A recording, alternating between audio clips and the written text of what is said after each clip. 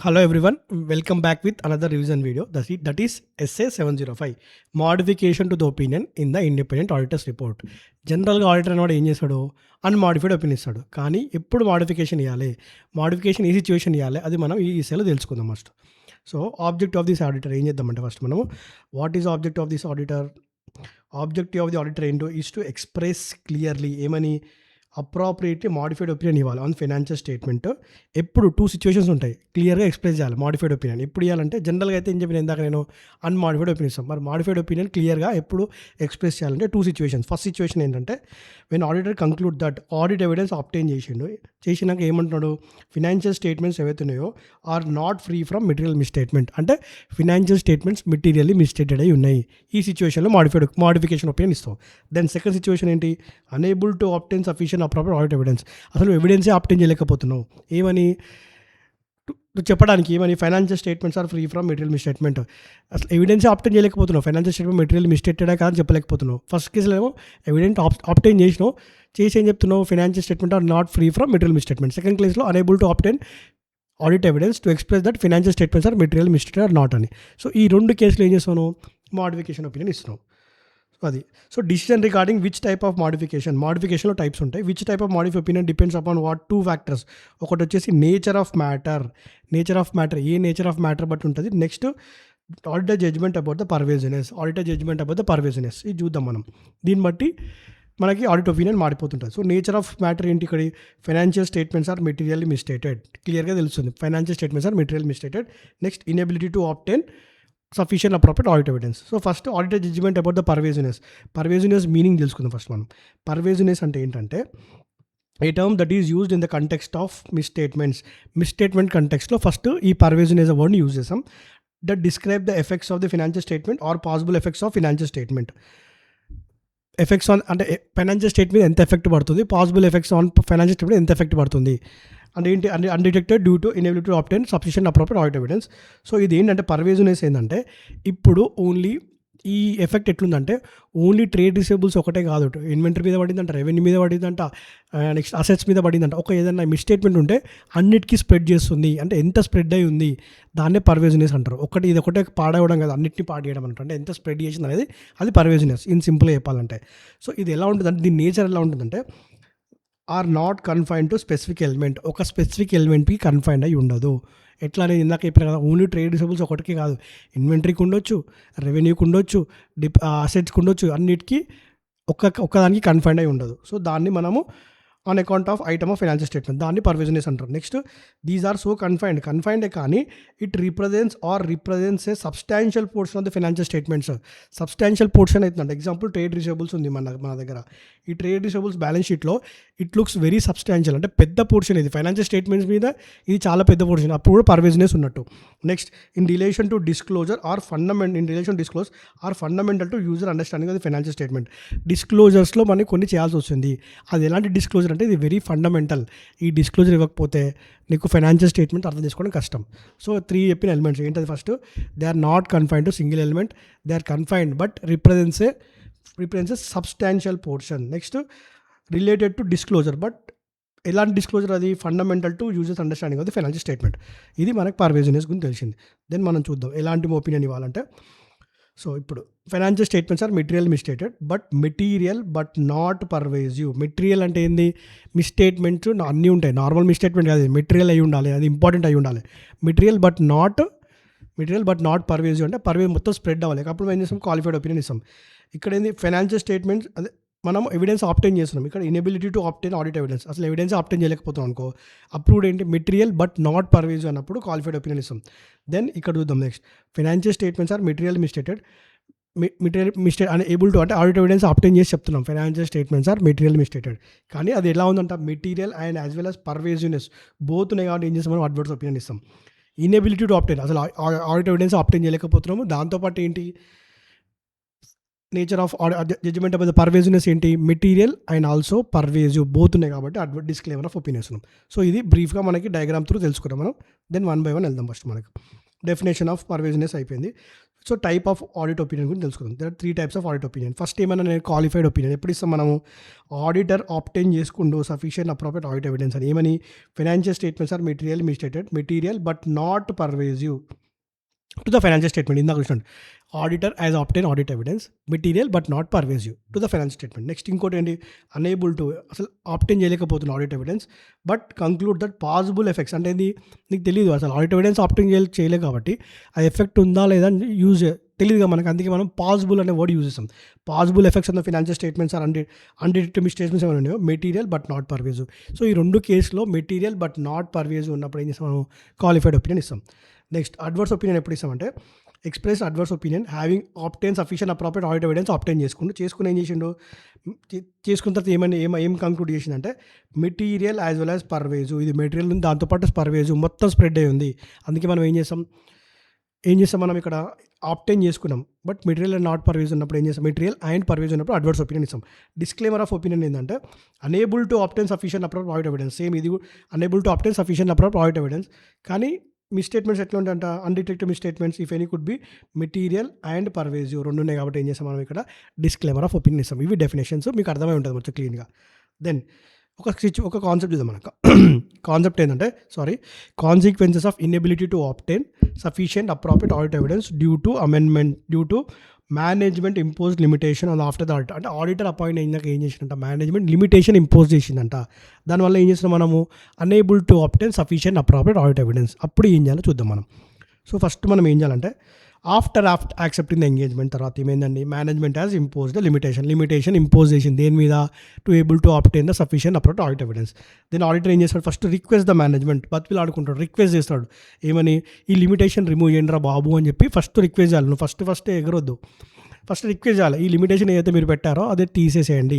దీన్ని ఏం చేయాలి, అప్పుడు మేనేజ్మెంట్ రిఫ్యూజ్ చేసింది అనుకో to remove the limitation, the auditor shall communicate with ఇప్పుడు మేనేజ్మెంట్ దానిపైన పెద్ద అథారిటీ ఉంటారు మేనేజ్మెంట్, టీసీడబ్ల్యూకి చెప్తారు ఏమని, whether it is possible to perform alternative audit procedures. వీళ్ళు లిమిటేషన్ తీయట్లేదు, ఎవరు మేనేజ్మెంట్ తీయట్లేదు కాబట్టి టీసీడబ్ల్యూకి చెప్తావు, వీళ్ళు ఎట్లాగో తీయట్లేదు కదా, ఆల్టర్నేటివ్ ఆడిట్ ప్రొసీజర్ చేసి నేను సఫిషియెంట్ అప్రోప్రియట్ ఆడిట్ ఎవిడెన్స్ ఏమైనా చేయొచ్చు అని అడుగుతావు. ఫస్ట్ ఏం చేస్తావు, రిక్వెస్ట్ చేస్తావు మేనేజ్మెంట్ రిఫ్యూజ్ చేసింది అనుకో, టీసీడబ్ల్యూజీ అడుగుతావు ఆల్టర్నేటివ్ ఆడిట్ ప్రాసెస్ ఏమని చేయాలా. దెన్ ఏం చేసావు, if audit unable to obtain, still నువ్వు not able to obtain sufficient అప్పుడు ఆడిట్ ఎవిడెన్స్ అనుకో, దెన్ ఇంప్లికేషన్స్ ఎట్లా ఉంటే చూద్దాం మనం. Auditor conclude that possible effects of undetected misstatement could be material but not pervasive. ఇందాక చెప్పాను కదా, ఎందుకంటే ఇక్కడ అనేబుల్ టు ఆబ్టైన్ బట్ నువ్వేం కంక్లూడ్ చేస్తున్నావు, మెటీరియల్ బట్ నాట్ పర్వేజివ్ ఉన్నప్పుడు ఏం చేయాలి, ఓన్లీ క్వాలిఫై ద ఒపీనియన్.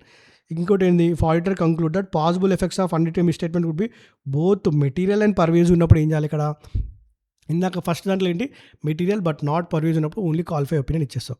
ఏదో ఒక ఒపీనియన్ అంటే ఇట్ మేబీ ఏదైనా ఉండొచ్చు, క్వాలిఫై ఒపీనియన్ ఏంటంటే అడ్వర్సో లేకపోతే క్వాలిఫైడ్ ఒపీనియన్ ఇస్తావు.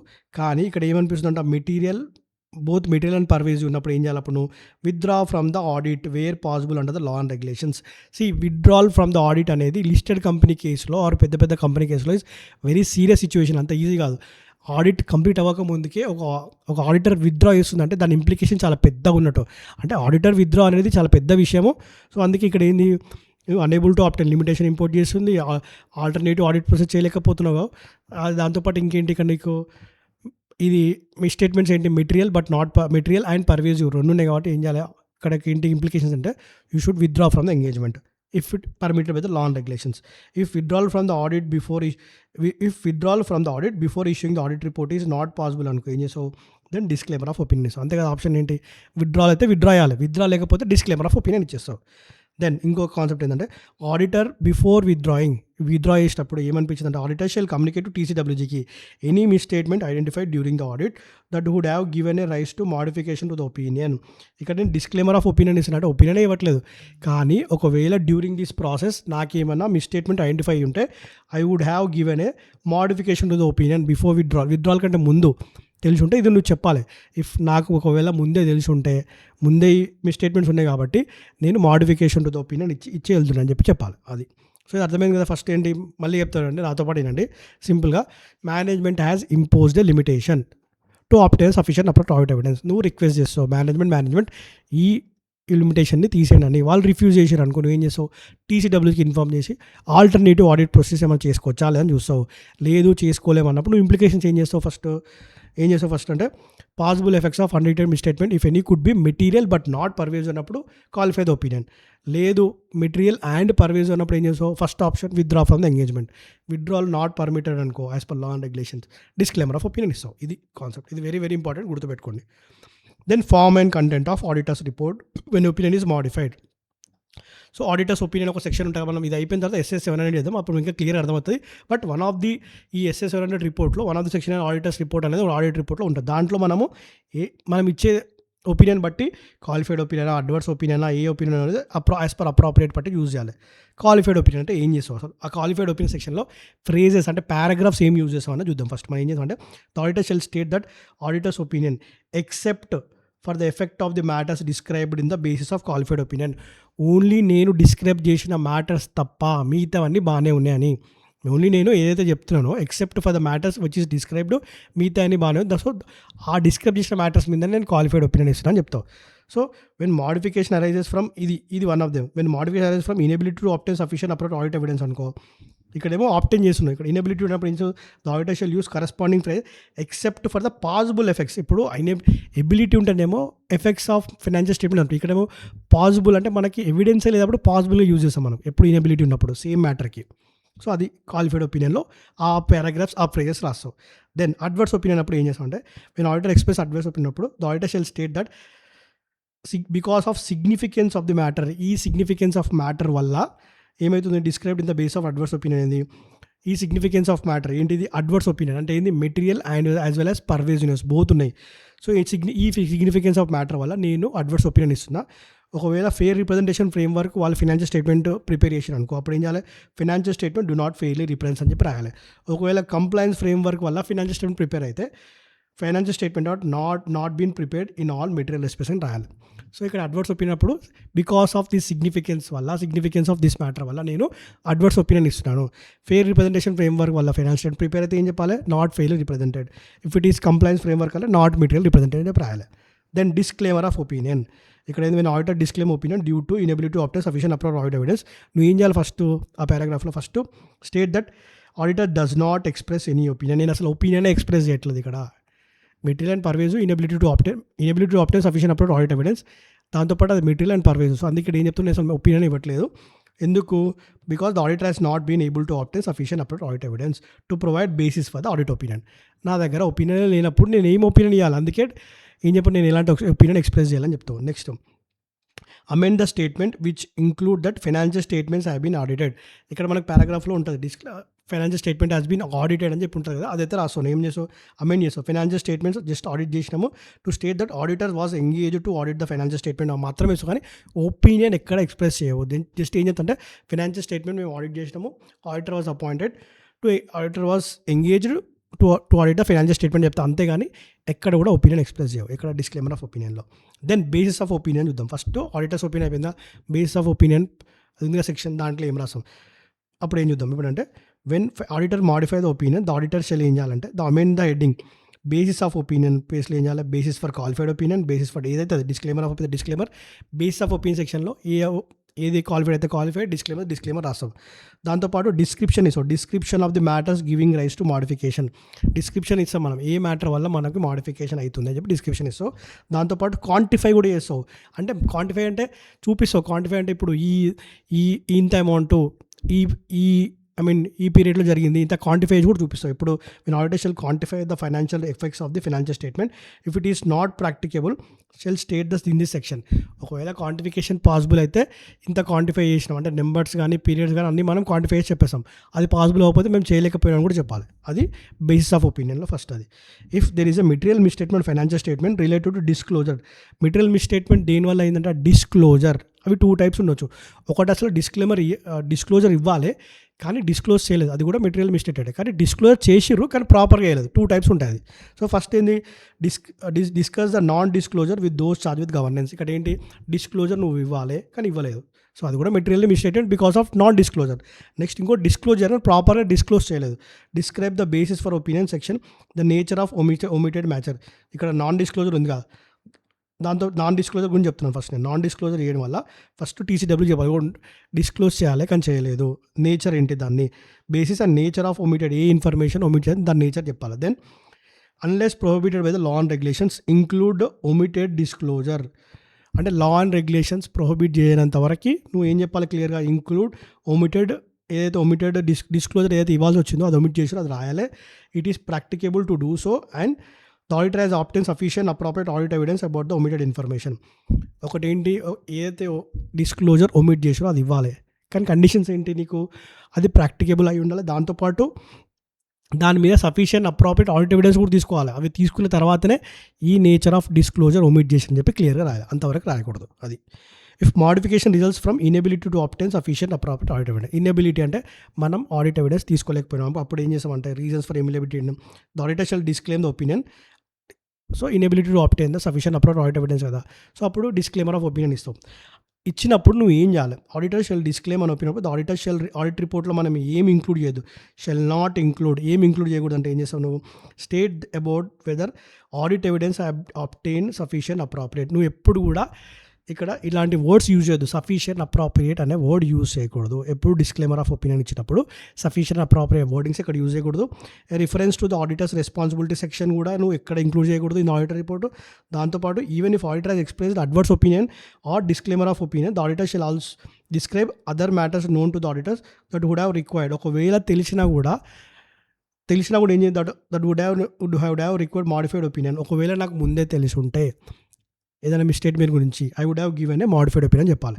సో ఎక్కడైతే మన డిస్క్లైమర్ ఆఫ్ ఒపీనియన్ ఏం చేయాలి, సఫిషియెంట్ అప్రోప్రియేట్ అనే వర్డ్ యూజ్ చేయకూడదు, దాంతోపాటు ఆడిటర్స్ రెస్పాన్సిబిలిటీ సెక్షన్ కూడా యూజ్ చేయకూడదు. అది so description of auditor responsibility when auditor disclaims opinion. Auditor responsible సెక్షన్లో ఏం పెట్టాలి ఇక్కడ మనం అంటే, డిస్క్లైమర్ ఆఫ్ ఒపీనియన్ ఇచ్చినప్పుడు ఏం చేయాలంటే, state that auditor responsibility is to conduct audit of the entity of as per financial statement. Audit responsibility ఏం చేయాలి, auditor responsibility to conduct the audit as per standards on auditing అని చెప్పాలి. Then state that auditor was not able to obtain sufficient appropriate audit evidence. నేను responsibility section ఏమంటారు, నేను audit evidence obtain చేయలేకపోయినాను to express the opinion. దాంతోపాటు I'm independent and other ethical responsibilities నేను follow అవుతానని చెప్పాలి.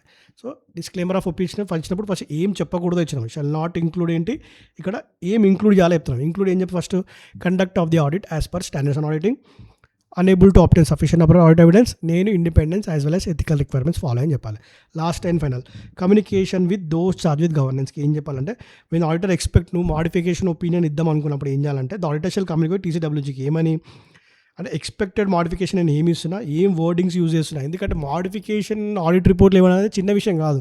సో మనం వాళ్ళకి చెప్పి ఈ వర్డ్స్ యూజ్ చేస్తున్నాను చెప్పాలి, ఎందుకంటే వాళ్ళు ఇది పెద్ద విషయం. నువ్వు ముందు ఒక థింగ్స్ మనం అగ్రిమెంట్లో మాట్లాడుకొని ఎంగేజ్మెంట్లో చేసుకొని ఏది పడితే అది ఇచ్చినావు అనుకో, వాళ్ళు ఆబ్వియస్లీ షాక్ అవుతారు. కాబట్టి మనం ముందే టీసీడబ్ల్యూజీతో మనం డిస్కస్ చేసి ఈ మాడిఫికేషన్ ఇలాంటి వర్డింగ్స్ ఇస్తున్నా అని చెప్పి చెప్పడం is a right practice. And ఇక్కడ మనకి SA705లో కూడా తెలిసింది. సో ఇది ఆల్ అబౌట్ S705. సో ఇలా ప్రాపర్గా మనం ఎక్కడ కూడా టర్మినాలజీ చేంజ్ చేసాము. మీరు మదర్ టంగ్లో ఇలా రివిజన్ నేర్చుకుంటే లాంగ్ రిటెన్షన్ ఉంటుంది. నేను దాని మీద కూడా ఒక ప్రాపర్ ఇన్స్టాగ్రామ్ రీల్ కానీ or YouTube video very soon అంటే రేపు ఎల్లుండో చేస్తాను. దెన్ మీరు ఒకటి నాకు రిక్వెస్ట్ ఏంటంటే, మీ ఫ్రెండ్స్కి ఆర్ ఎవరైతే సిఏ ఇంటర్ ఆడిట్ ఎవరైతే చదువుతున్నారో మన 2 తెలుగు స్టేట్స్లో వాళ్ళకి ఈ మన ఎఫర్ట్స్ని అన్నీ తెలియాలి అంటే వాళ్ళకి షేర్ చేయండి. సో దట్ వాళ్ళు కూడా బెనిఫిట్ అవుతారు, మన ఛానల్ కూడా గ్రోత్ అవుతుంది. అదొక్కటే మీ నుంచి రిక్వెస్ట్ అడిగేది. సో ఫర్దర్గా మనము అన్నీ మెల్లమెల్లగా అన్నీ చేద్దాము, నేను ఏదైతే చెప్పినా అన్నీ చేద్దాము. దానికోసం ఒక ప్రాపర్ రివిజన్ వీడియోతో మళ్ళీ వస్తా. Until then bye see you, good night.